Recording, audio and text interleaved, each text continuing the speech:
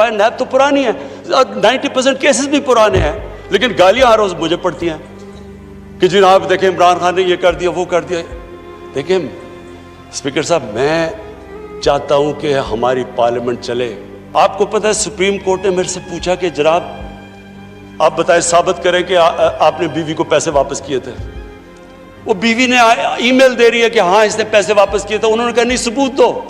ये कभी हुआ ही नहीं है ऐसे कि वो बीवी कह रही है पैसे, वो कहते नहीं।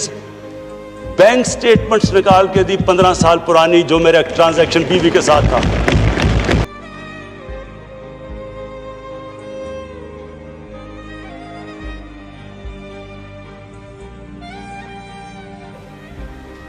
स्पीकर साहब, मेरा कोई किसी से लड़ाई नहीं है।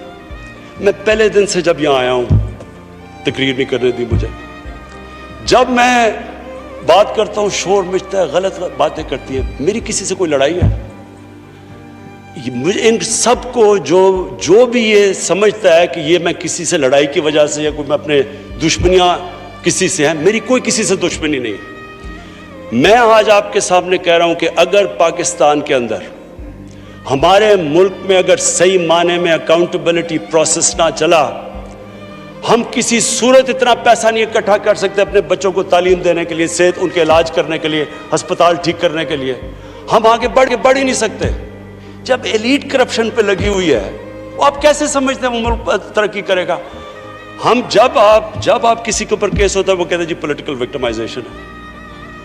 मुझे ये बताएं कि मेरे ऊपर पॉलिटिकल विक्टिमाइजेशन नहीं थी। जब इन्होंने मेरे ऊपर 2002 का फ्लैट डिक्लेयर हुआ, मुझे इन्होंने सुप्रीम कोर्ट में 6 केसेस कर दिए। मेरे इलेक्शन कमीशन के अंदर मुझे सुप्रीम कोर्ट में 2 केसेस किए। क्या मैंने कहा कि कभी मैंने कहा विक्टिमाइजेशन है?